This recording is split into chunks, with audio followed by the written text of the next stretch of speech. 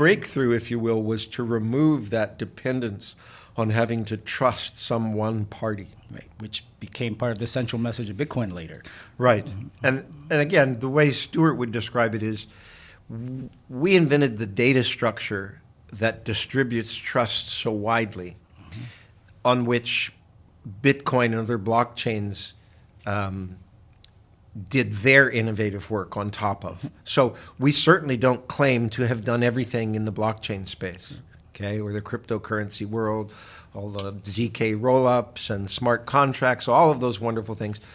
But Satoshi and everyone else since has chosen the data structure that we invented to securely distribute trust.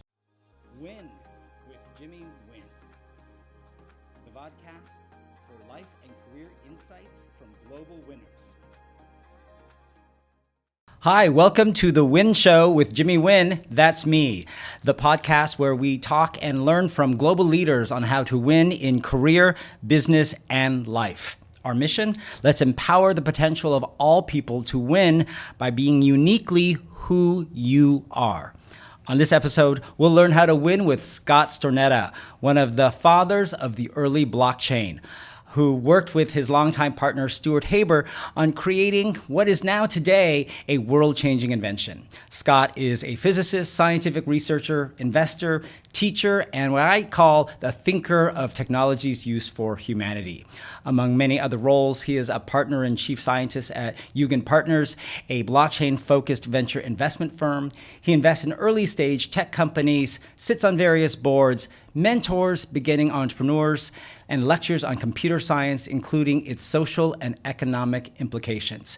As he says, he's trying to make our world a bit better one day at a time. I think that's a win for all of us. So please, let's welcome to The Win Show, Scott Stornetta. It's good to see you again, Scott. Thank you. It's good to see you, Jimmy. And it's good to be here in New York City. Again, thank you for coming into the city on this warm summer day as we're filming this.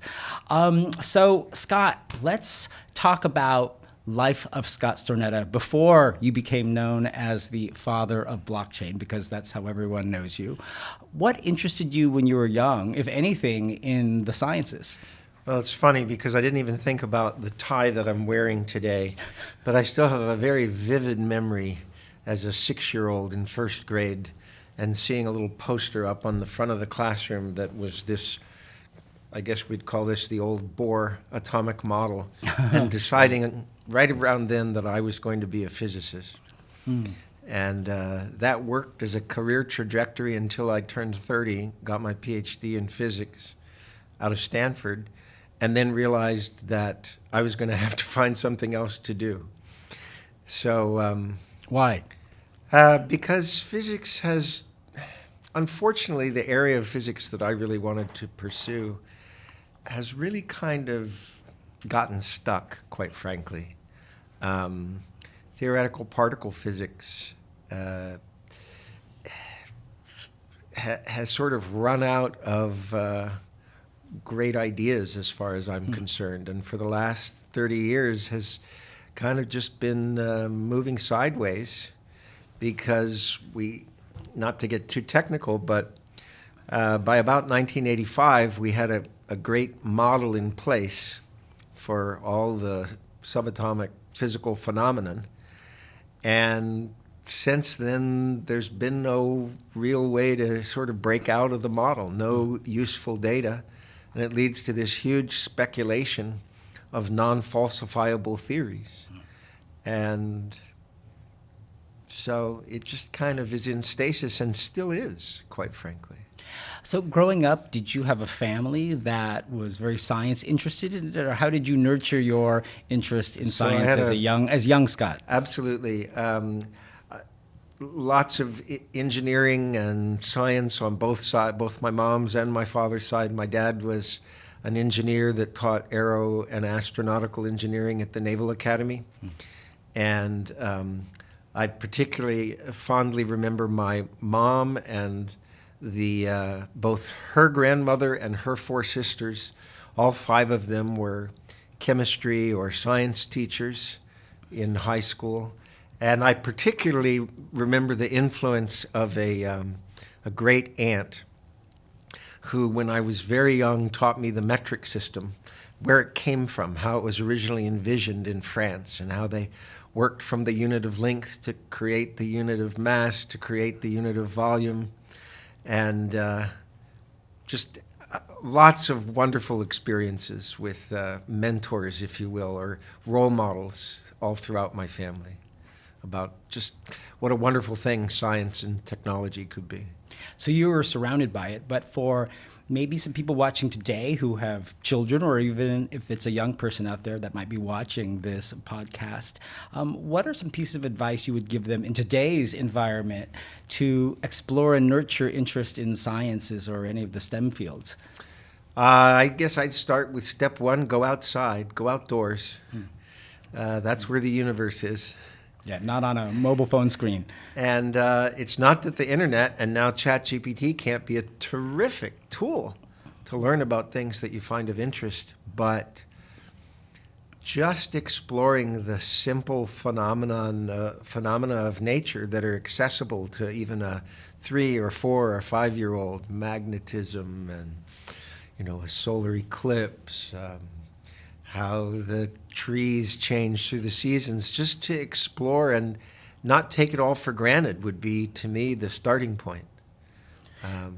Did you watch experience the recent big solar eclipse that happened in the last couple of months? I did. Again, on the coattails of one of my children. We have Marcia and I have 3 great children and 6 grandchildren that have turned into our own role models for us. And my son, one of my sons, almost a year before the eclipse, he says, "Let's book this place in upstate New York so we can go and see it." I said, "Sure, let's go." It was a terrific event. And is your wife interested in science too? My wife is an English major. Good for her. And she loves to edit and write. Huh. And she tolerates my interest in science. Yeah. And what about your children? Are they science interested? Lots of science interests there. Math majors, computer science majors, biology majors. All sorts of... I call them up when I need specific information about topics that have grown beyond my reach. Well, it's important. I find now that especially because I work in the blockchain and Web3 metaverse industries, a lot of the new people coming in are, a younger generation than myself. And it's actually really good to surround yourself with new people with fresh ideas. Absolutely. And to make it clear right from the get-go in conversations with people that this is a best idea wins environment. Right. It's not, I even got the win part. Yeah, see? I wasn't even thinking of that. Yeah. But, the whole point you meet with some people and they think because you did something 30 years ago that they can't question your ideas. Yeah. And that's because just, you were the father of early blockchain. That's just stultifying, right? It is. What you want is to constantly be questioned about your ideas and, give as well as you can get. So, that's the environment to encourage and to help people feel like every day is a new day. It's a level playing field. What are people thinking about? And pursuing, I'm just as interested in pursuing other people's ideas and trying to find out how to bring them to fruition as to talk about my own. It's a world of laissez-faire exchange. Sure. Does your wife serve in that function at all for you? Yes. If I need to know anything that I've done wrong, I just ask her. How did you two meet? In Tokyo. Really? Tell us the story.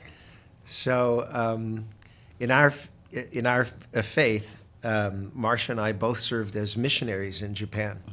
Did not know each other, of course, but on a Tokyo subway once, ran into each other, and we didn't hit it off from the start. And that's why we got married. Wait a minute, something's not right there. It gradually worked out. We went from mutual distrust to grudging acknowledgement of each other to a mutual charity date, and then we got married. Oh, fantastic. How long have you been married now? Coming up on 42 years. You've had, as we'll talk about, what many people would view as a successful, groundbreaking career in sciences and technology. How important has it been to have a supportive spouse and life partner along that journey? I would be drinking out of a brown paper bag covered bottle on the gutter somewhere without my wife, probably. I am very OCD, I guess. I sometimes am clueless about things. I'm off in some netherworld thinking about stuff when I should be doing something that actually needs being done in the real world, and I would have gone far astray without someone to kind of keep me in the zone. Well, one of the themes I want to talk with you about today is really the importance of finding good partners to develop whatever it is, research, projects, ventures, businesses, investments. And you found an excellent partner many years ago in Stuart Haber, Absolutely. which led to the research that has become foundational for blockchain and now Bitcoin. Tell us about how you met Stuart and how you ended up becoming partners. Sure. Started out really by coincidence. There used to be a magazine many years ago called Byte Magazine. And I think I remember it. People of a certain age, knew Byte. This is before the internet. This was kind of the source of great tech information. So I was flying out for an interview at Bell Communications Research, part of the old Bell Labs system in New Jersey. And I just happened across, they used to also have magazines on airplanes. I should mention that. They still do. Happened across an article in Byte Magazine about zero-knowledge proofs. Mm-hmm. And I thought it was really interesting. Wasn't thinking at all about any connection to anything I was working on at the time, but thought it was very interesting. And lo and behold, when I land at my interview at Bell Communications Research, they just give you a whole list of people to meet that would be your peers if you were hired. And there's Stuart Haber on the interview list. And I had something immediately to talk with him about because I just read about that. Well, he knew a little bit about zero-knowledge proofs, meaning he'd just done his dissertation at Columbia. Wow. On that area of cryptology, which was, new and breaking at the time. What year was this? This is 1989. Right. And interesting enough, in the blockchain world, zero-knowledge proofs are a hot topic. Right, today. resurgent. Right, for advancing a number of functions in blockchain. At any rate, to advance the story, so when I actually got hired, he was the one cryptologist in the world that I knew, just because of a random association. And I had been worrying about this issue of immutable digital records while I was out in California, because through the good graces of my dissertation advisor at Stanford, he got me an office at Xerox PARC, Xerox Palo Alto Research Xerox Palo Alto Research Center, I guess it is. And it felt like whenever you stepped inside Xerox PARC, you were living in the future, right? These are pre-Macintosh bitmapped graphics, workstations, networked, Ethernet, all of these things that were invented at Xerox PARC.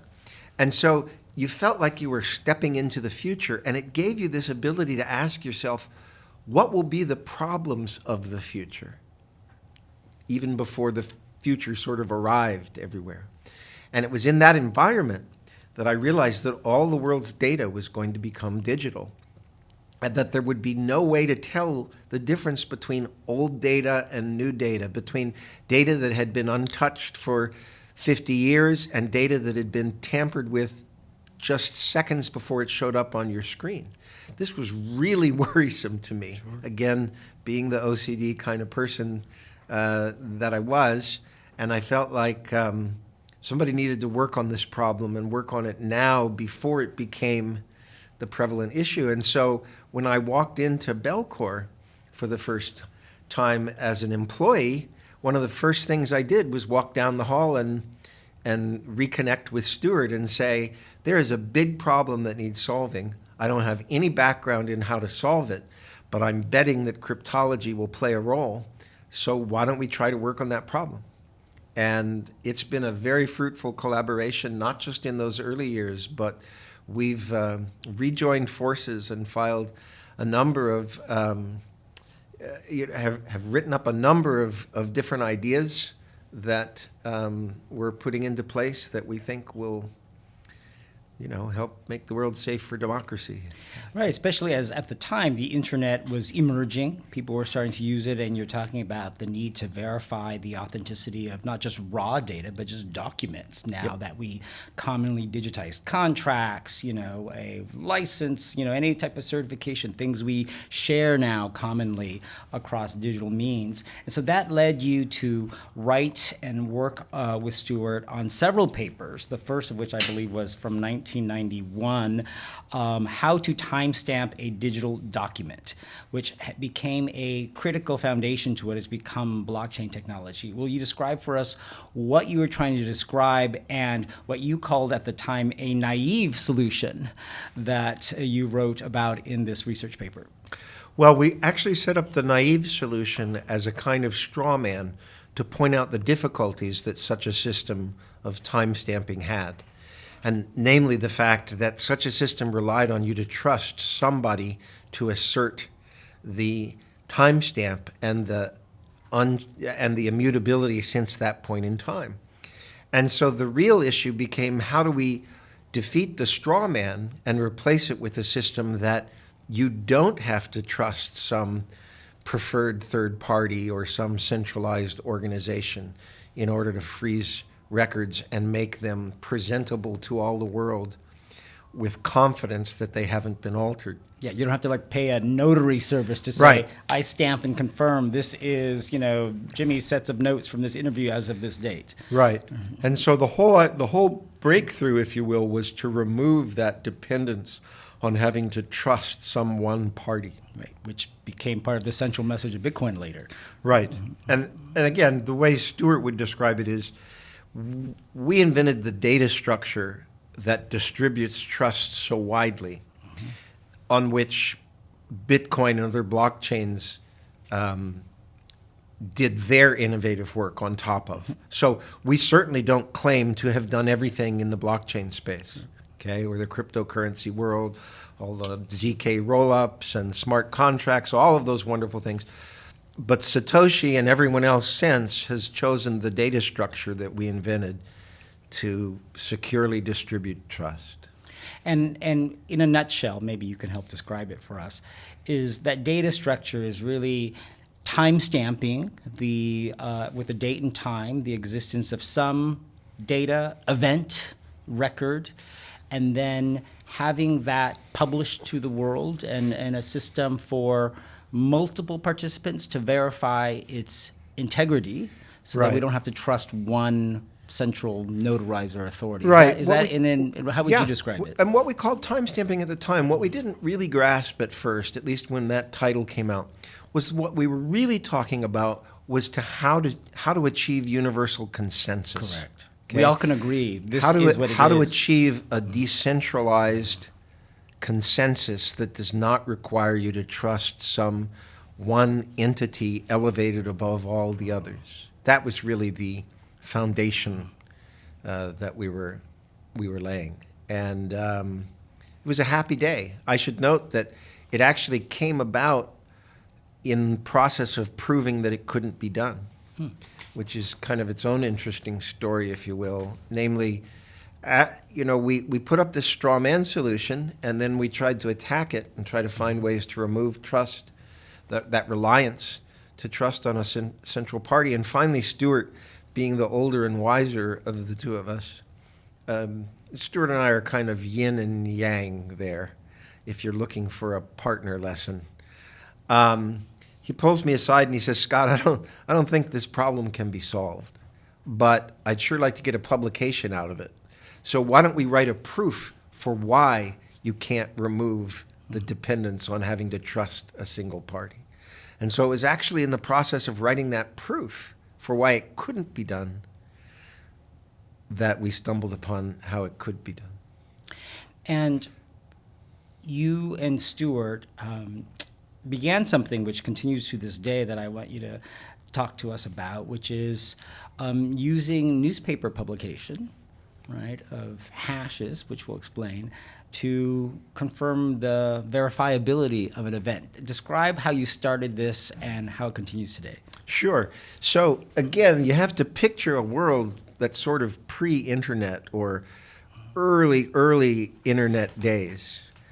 And we realized that the best way to create this system would be to have many different computers in the system, all holding exact copies of the same records that could be cross-validated.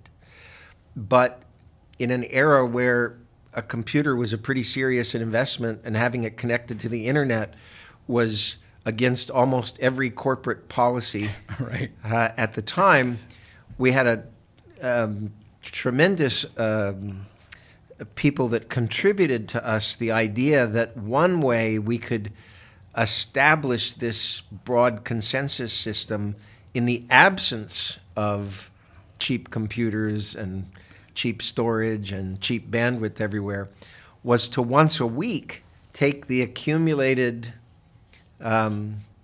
blocks that we had created and publish a root hash in a source that was so widely distributed that it would be all but impossible to try to alter the record in a majority of places. And what we chose, due to Stuart's being a Manhattanite, was the national Sunday edition of the New York Times. Right. And so every Friday we would call up the New York Times, we'd read off this string of numbers, and then they'd post it in the public and commercial notices section of the Times. And what it meant, the challenge it created for someone that was trying to tamper with records, is that this paper goes out to all the archival libraries in the world.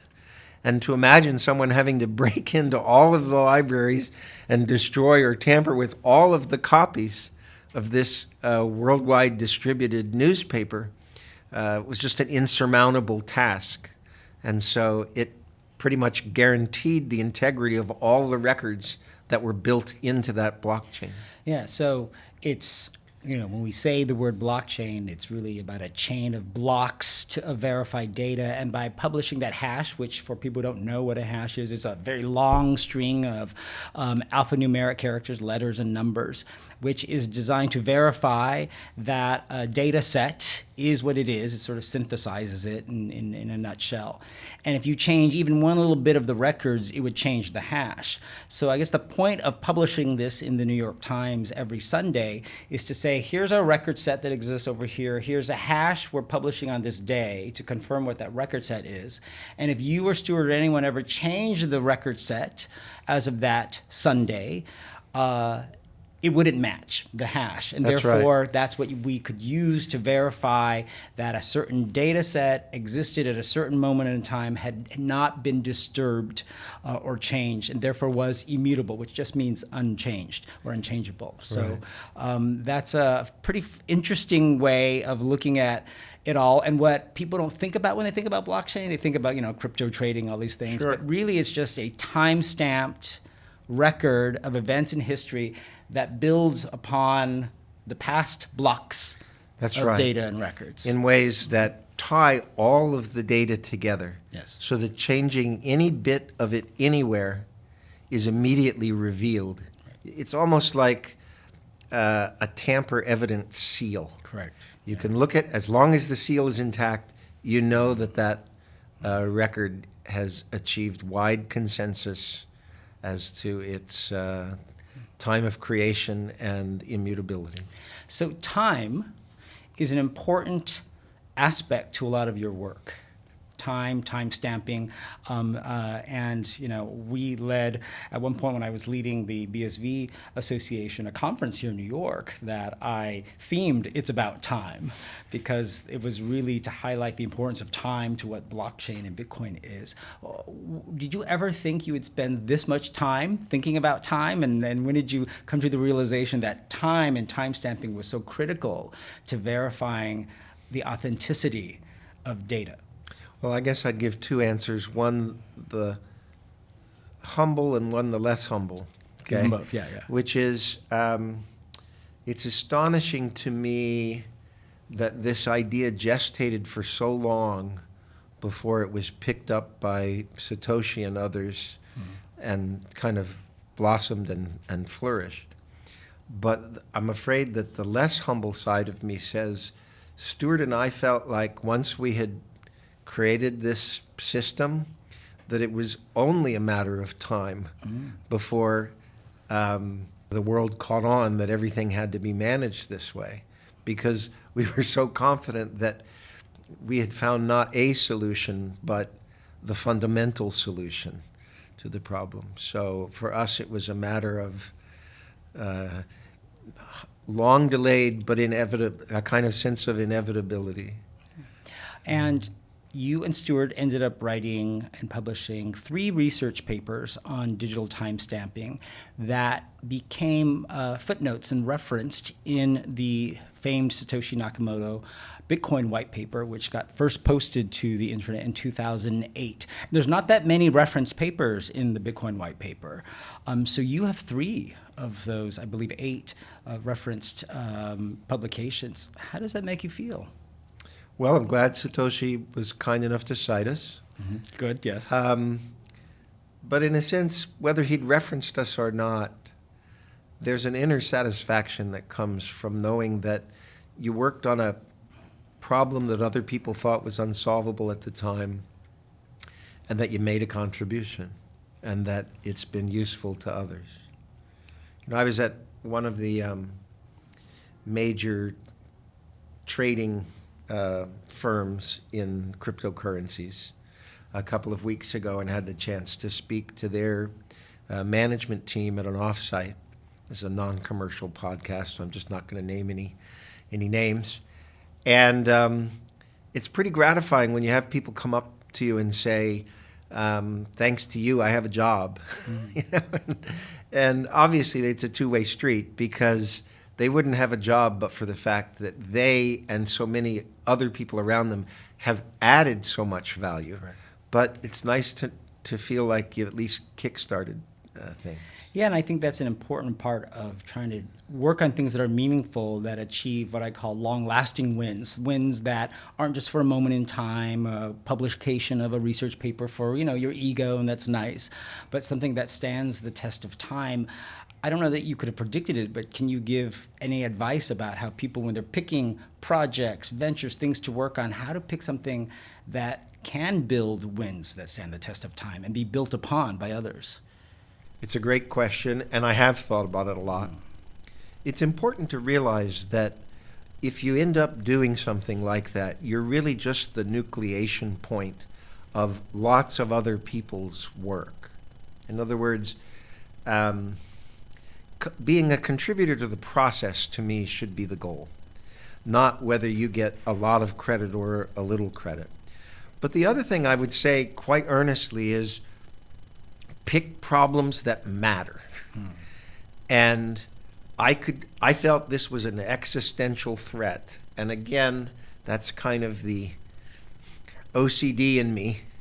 But I thought, you know, society's going to face this existential crisis where it can't trust anything anymore, unless someone tries to, you know, plug a hole in the dike before it gets bad. And so I'm not trying to paint it in heroic terms, but what I am saying is, if you think about things a lot, don't satisfy yourself with thinking about a small problem. Think about the big problems, the things that are really going to matter.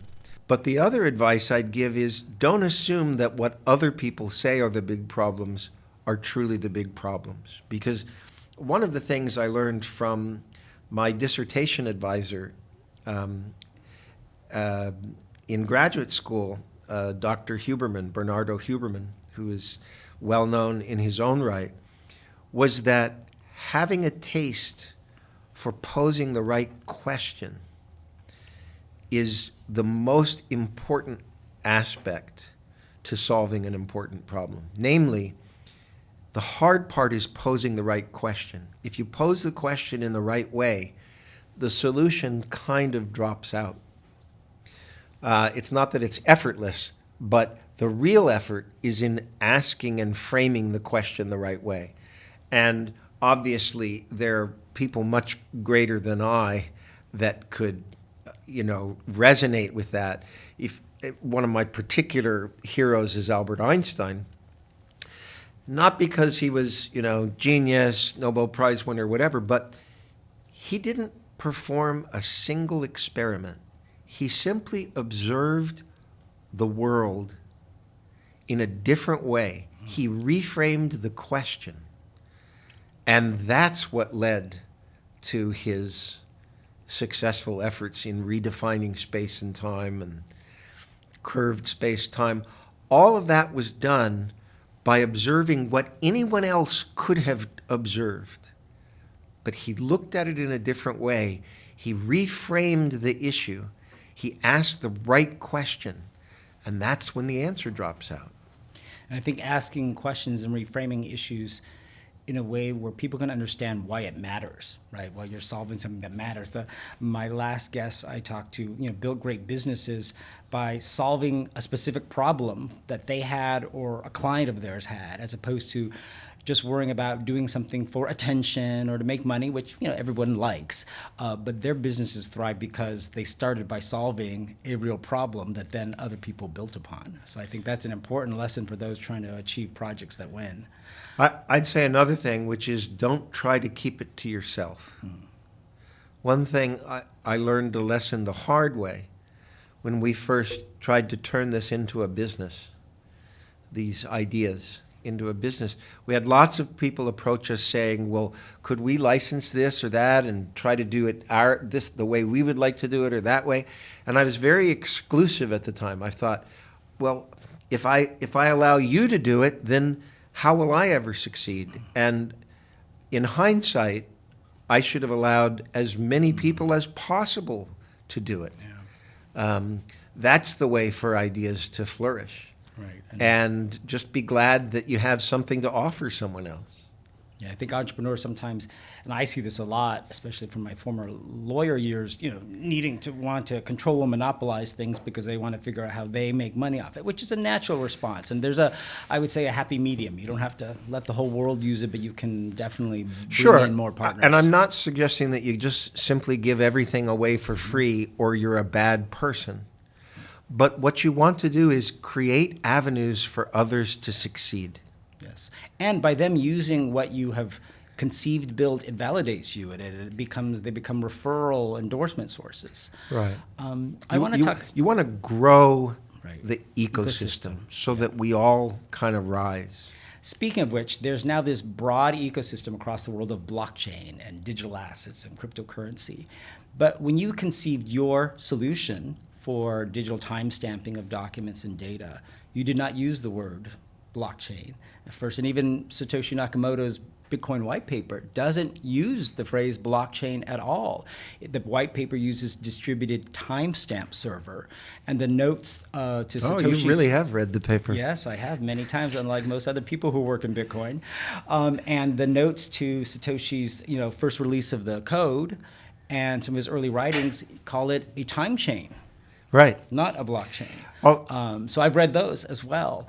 I'm curious what you think of the term now that is the term of the industry, blockchain, and how it evolved to, whether it reflects what you and Stuart were really conceiving. I think it's a great question because there's an interesting story there. Okay? You're right. Satoshi, Stuart, myself, we didn't come across that phrase, that word combination. But I think it's a great description of it. It is. But let me offer one historical anecdote. Great. Which is, we had a logo for the original company that we spun off from Belcor. Was that Surety? The company was called Surety. Okay. But if you look at the logo, it is 2 blocks interlinked. Ah, prescient. And so you look back and you realize that somehow we were capturing the essence of the idea, even without being able to formulate it as a word. And completely independently of us, I've run across, I'd say, a dozen different companies that have logos that look very similar, and yet I'm confident they didn't know about the prior history. You can't escape it in blockchain They just now. It's they like, just have that. But looking at that original Surety logo, it's clear the idea was there, but we just didn't know what to call it. It's in all the stock imagery available on stock photo services for blockchain now as well. What do you think of the blockchain, crypto, digital asset industry that has emerged?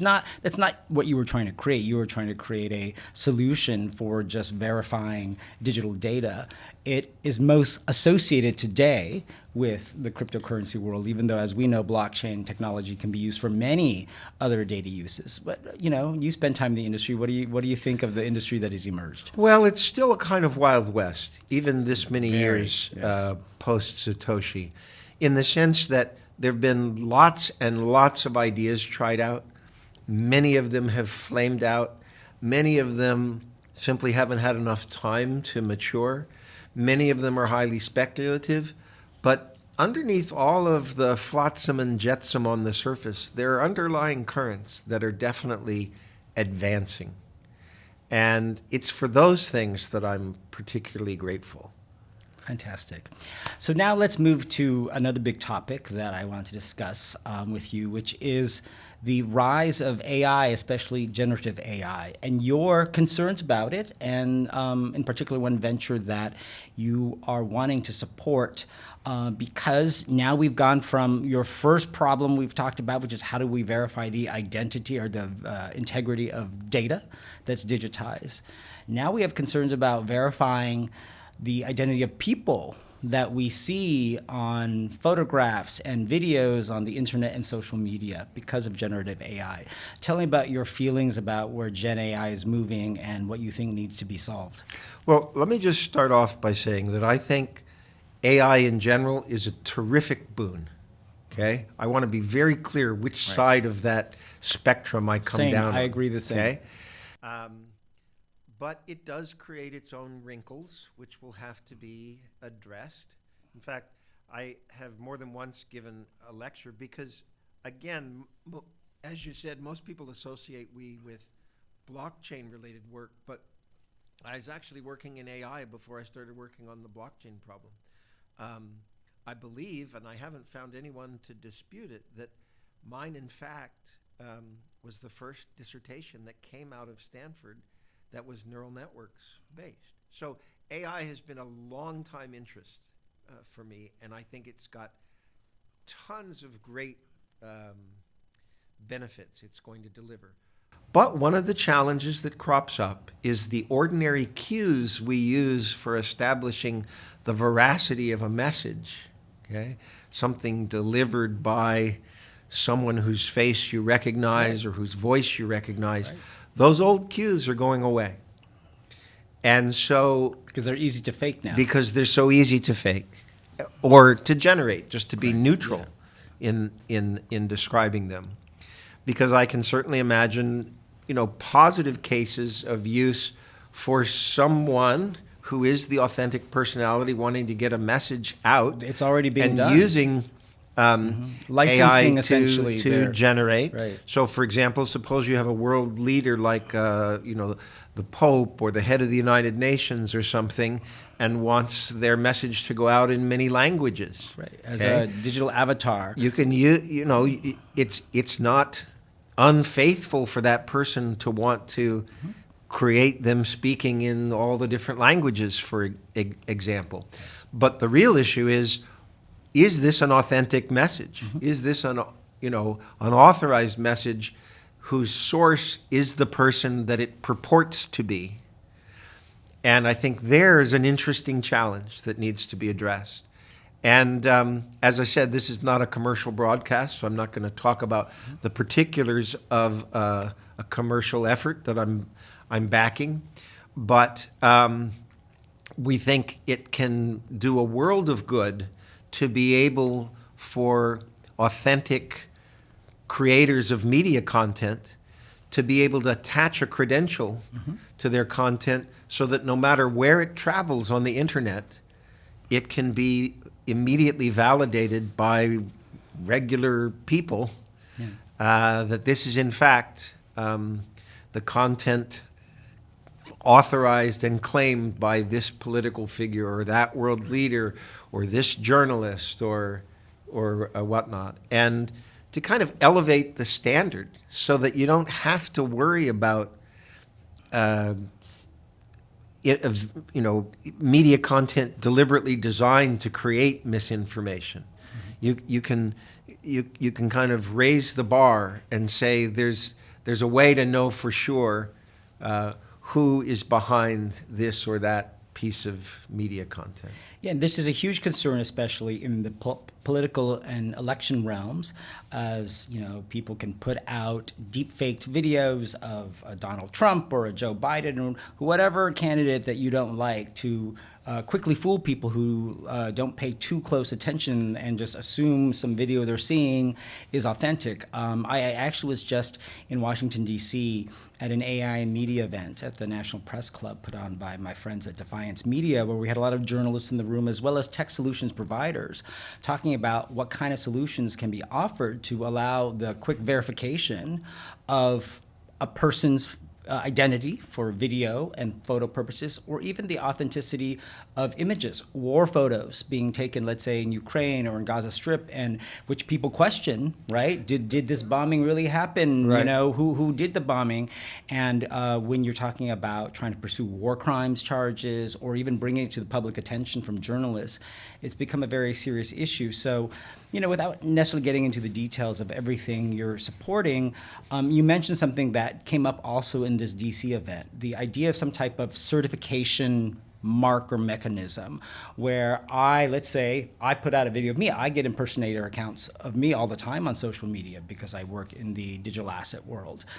I put out a video, there's some digital mechanism that I use to tag the video to verify that it's linked with a verified identity, me. And then there has to be some hopefully easy way for a reader, viewer to click something to see that it's verified. Yep. And then, of course, we have to talk about, well, how do we trust that, that certification? And a lot of people, going back to blockchain, think that this is where blockchains actually can provide a lot of value and actually solve a real problem, where the verifiability of the authenticity of that record, that digital data that is of me, can be verified and confirmed on a blockchain. What do you think about that? Yeah, well, I guess the first thing I would say is we're going to be making an announcement in the next few weeks. Okay, great. About why some national U.S. congressional and Senate races are going to be protected by a service that we feel pretty adroitly addresses the issue.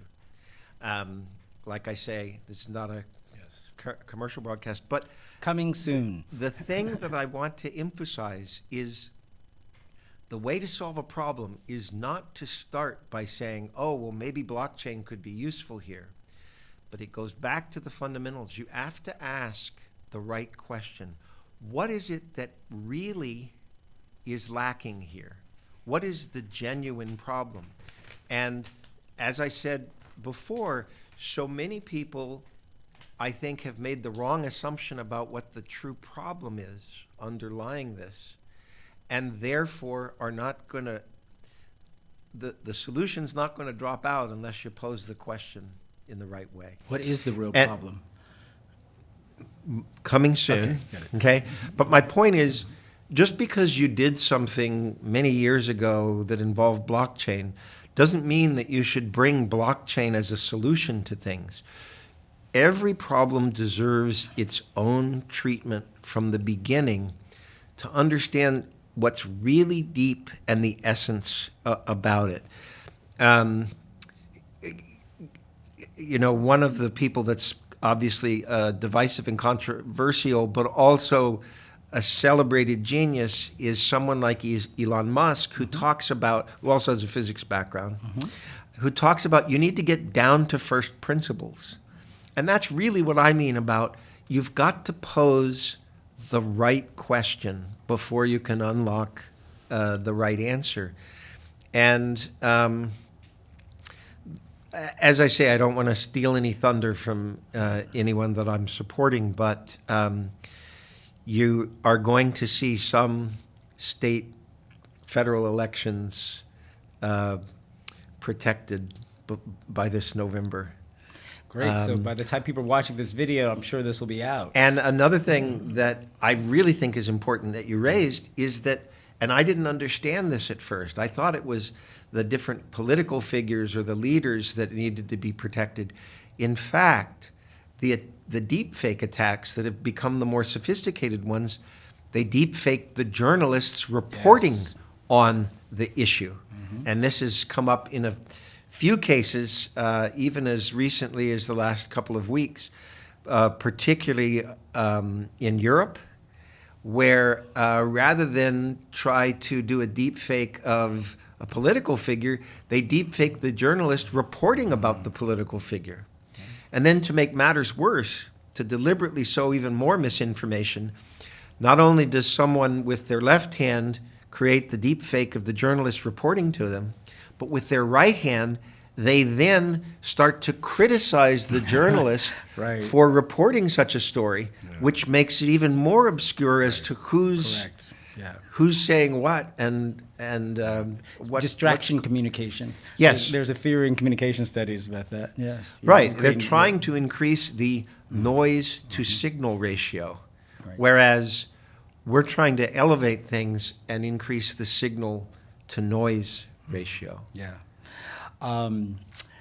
So, apart from the solutions that this company you're supporting is going to be providing and launching to this marketplace, not that we have to give people all kinds of venture ideas here, but what are types of solutions, products, ideas that you would like to see being built or developed by people all over the world to help address this very real problem that is coming about the ability to quickly verify the identity of a person in photo, video, or just any type of content that's out there? What kinds of other things should entrepreneurs, researchers, governments be thinking about that are needed, even if we don't have the full solutions now? Sure. Well, one thing I think is look at the historical record, because for many people, their relevant time frame of reference is just things that have happened in the last decade or two. But why not ask yourself, how over many thousands of years have people addressed this technical problem embedded in a social setting? And if you can find continuity across millennia, then you're probably on to something more fundamental than if you're just looking at the last 10 years or so. So history is a great source of ideas. If you're trying to solve something that's going to last for the ages, why not build on something that has already been established for the ages?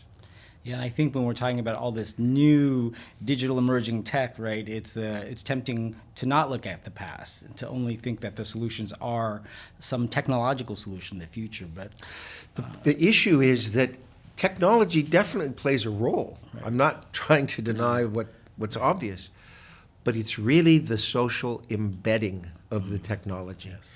And where so many solutions fall short is, I'm going to paraphrase something that a wonderful colleague and mentor to me, Jim Holland, talked about. There was a classic paper in computer user interaction design called Who Does the Work, Who Gets the Benefit? And so many solutions that are propose that if one set of people would do all of this work, then some other set of people would get the benefit. And the short answer is those kinds of solutions never happen. And even if they're imposed by fiat, they break down almost immediately, because you have to align the social incentives with the technology so that it will gradually grow on its own and become stable and self-reinforcing. And so that's the next thing I would say. If you think of yourself as a technologist, that's a great background to have, but until you start thinking about the social dimensions and the need for incentives to be aligned with actions, everything's just going to remain a hypothetical proposal that never comes to light. Because technology is only as good and useful as the human behavior and incentives to use it and trust it. Yes, that's exactly what I would say. You know, people worry about AI taking over jobs, and obviously there will be new jobs, and there will be things that AI does that will clearly displace workers and whatnot. But you can almost guarantee, in fact, I would assert that you can guarantee that 100 years from now, who knows what our social setting will be, but humans will be the sources and sinks of the economy. And so making things that enhance the overall welfare of people and doing it in an incremental way that benefits individuals as they incrementally adopt something, that's really a key to something that's going to have initial impact and then continue to grow. For lasting wins. So let's move on to the final section of questions I have for you, which is to take the life experiences and professional experiences you've had and see what lessons we can draw for not just yourself, but people who would be watching and listening to this, for them to achieve wins. We've talked about your career as a researcher, working in business, but you've also spent a lot of years being a teacher. Tell us what you like about teaching, and more importantly, what lessons teaching has taught you about yourself.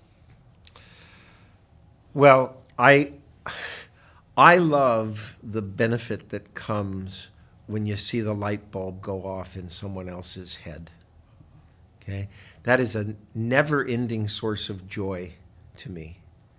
And so that is at the heart of why I love teaching. Okay. But the other thing I would just say more generally is, if you can even just a little bit set aside your own ambitions just for a little bit and ask yourself, what could I do to help other people achieve their ambitions? Then a much richer world opens up to you. Yeah. And I think that's very much true of teaching. The other thing I'd say about teaching is that it's not just the individual lessons that you teach, but it's the modeling of what it means to be curious, persistent, and genuinely wanting to know how to do something or learn something. You know, I had a friend, a roommate, when I was in college, who was in, he wasn't an undergraduate. I was living off campus, and the roommate was a surgeon in some of the toughest parts of Boston. And he talked about how he loved being an ER surgeon because he could do a lot of good really quickly. You know, if someone's about to die and he saves the life, he feels like he's doing a lot of good really quickly. And that's how I feel about teaching. You can do a lot of good really slowly. You can see how a student is influenced over the course of a year or 2 years.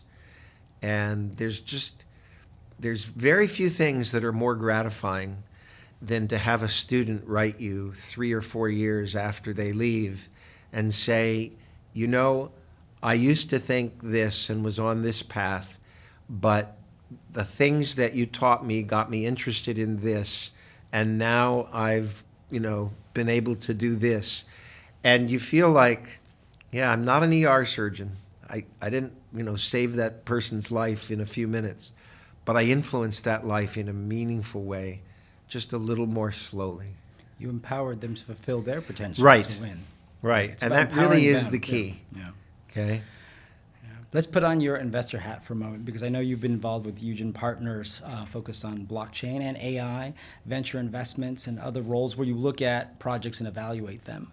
When you look at founders and are having to decide, do I support financially or otherwise a project, what are the factors that help you identify whether you think that founder, that person, that project will win or not? It's a great question. And I have to start by saying that the default setting, if you have an interest in venture capital, remember the default setting is no. Yes. Okay? It is. It That's is. the answer. No. Okay? It takes something that really differs from the norm for you to come around to saying yes. And I'll give you a couple of litmus tests that I use. Okay? First of all, I love to sit in on sales calls that entrepreneurs have with potential customers and just be a fly on the wall. Introduce myself in a nondescript way that makes people just Good ignore idea. me, and I just sit in and listen on the sales call. Something that's much more possible post-COVID because, most sales calls used to be face-to-face, whereas now you think nothing of having a Zoom or whatever, a sales call. You listen in on those calls, and the first thing that we do is that if the entrepreneur describes their technology and product to a company, to a potential customer as revolutionary, we don't invest in them, okay? It's not that their technology might not be revolutionary, but saying the word revolutionary has a couple of problems. One, it greatly lengthens the sales cycle because it communicates to a customer, oh, we're going to have to change everything to benefit from this. In fact, you want to be just the opposite of revolutionary. Easy as possible. You want to be just as easy as possible to slip into Plug your in. existing situation, Yes. Yeah. an existing budget item, so on and so forth. But the second telltale sign about it is when they're using the word revolutionary, they're still talking about their technology. They need to learn to talk about a product. Technology is something that is cool and exciting and that you can use to impress your other technology friends. A product is something that, in some sense, is boring, but it actually solves someone else's problem. The second thing that I would say, so that whole revolutionary is like a truth serum for knowing.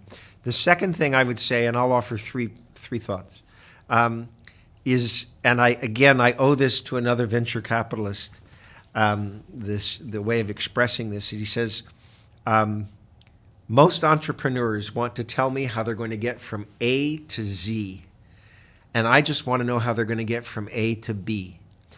And what that encompasses is so many entrepreneurs think, if this is successful and this becomes a standard, then this amazing world will open up.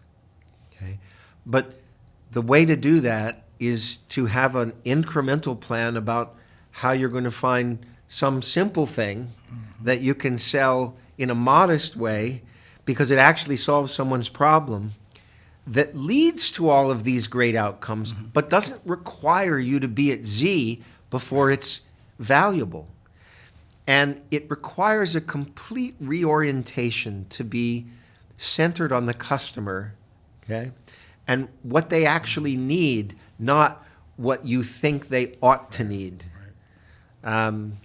So the A to Z versus A to B, I think, is the second thing.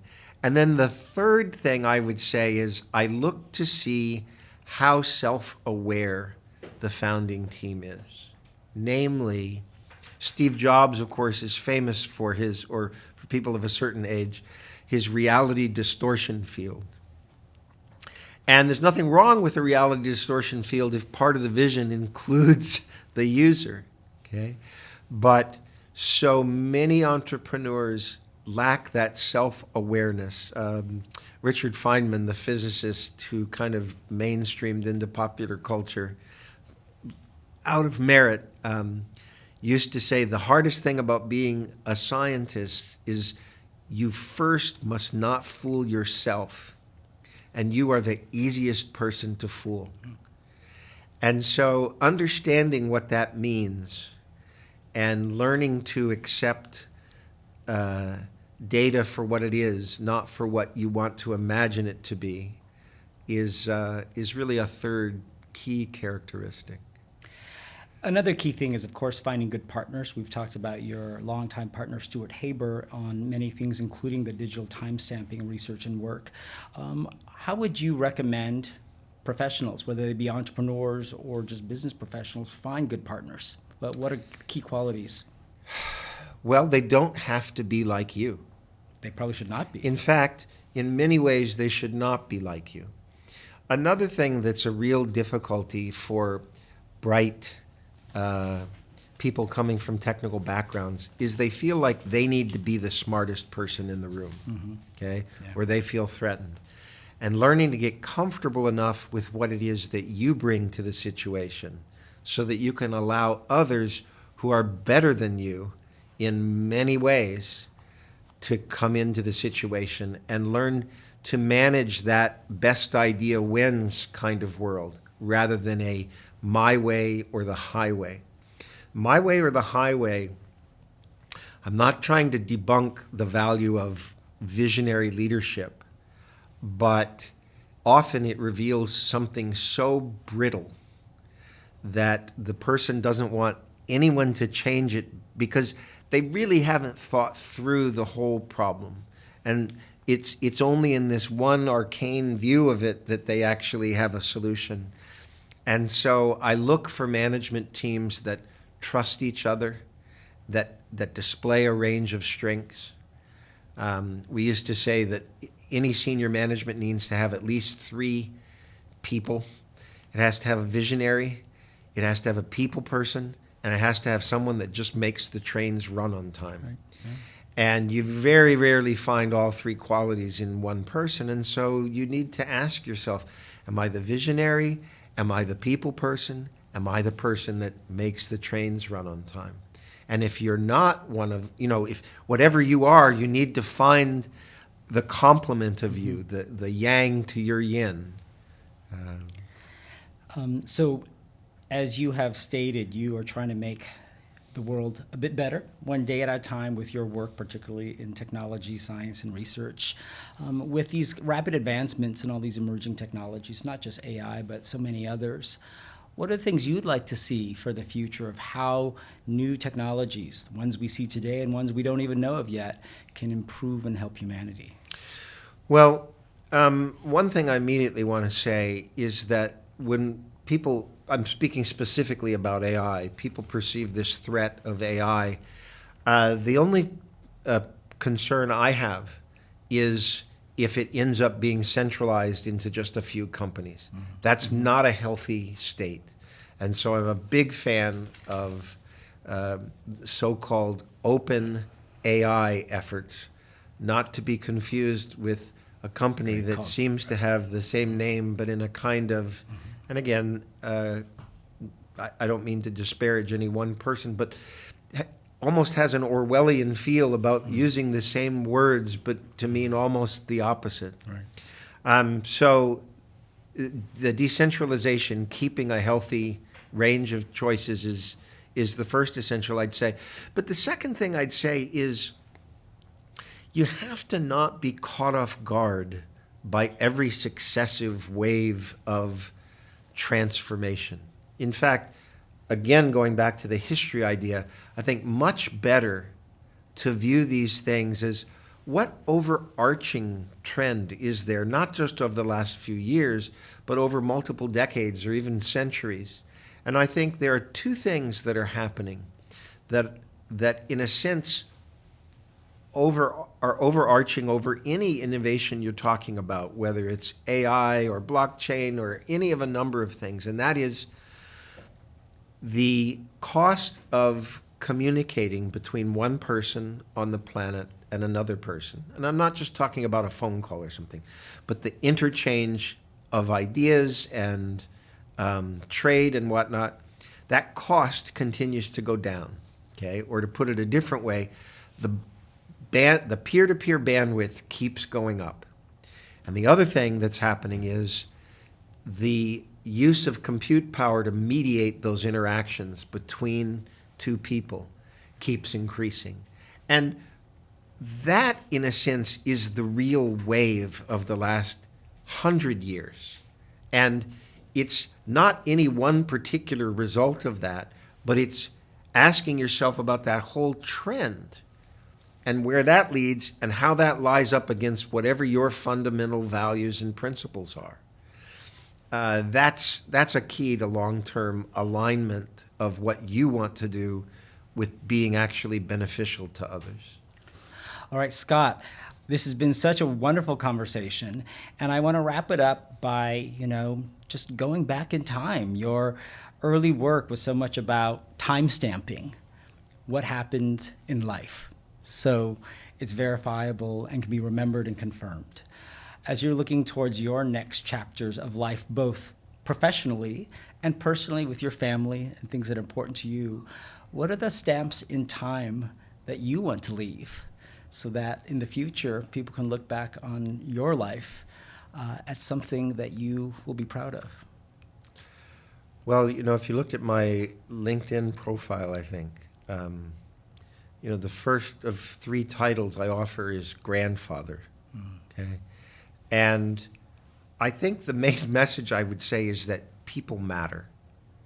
And we shouldn't be thinking about having such a broad and shallow impact as building it out of a life of talking about the individuals that we're closest to, making that relationship matter.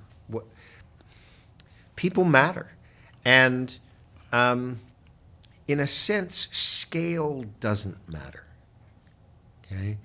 Make the people matter and let scale take care of itself is one thing I would say. I mean, it's consistent with what I said before about 100 years from now, people will still be the sources and sinks of economic activity. People are the things that matter. And yeah. That doesn't mean that I've always practiced that, okay? It doesn't mean that you don't learn some lessons the hard way, that relationships matter. And I've had to, struggle to revive some relationships that I damaged because of poor choices I made. And that's why I say, for example, with respect to my own marriage, that every day I come home and my wife hasn't changed the locks, that's a good day. It's a win. It's a win. It's a win. It's a win. I'm grateful that I have adult-to-adult relationships with my children. That's amazing. That matters. That's a win too. Yeah. Since you are a father of blockchain, are you going to leave anything on a blockchain for your wife, children, grandchildren in the future to see? Or if you're not, maybe I'm going to ask you to start thinking about it. What a wonderful thought. It's why I like being on interviews with you. I'm going to give that some thought. All right. Well, let me know when you do, and I can help give you some ideas. So I want to really thank Scott Stornetta, who, while he may be known as father of blockchain, I think he's just more importantly better known as father of humanity and thinking and work towards advance a better, caring, people-oriented world. And technology is just one tool with which to do that. So thank you so much for joining me here in New York for this conversation on The Nguyen Show. Please check out so much about what Scott Stornetta is doing to do his part to make the world a bit better one day at a time. Thanks. This is Jimmy Nguyen, and this is The Nguyen Show.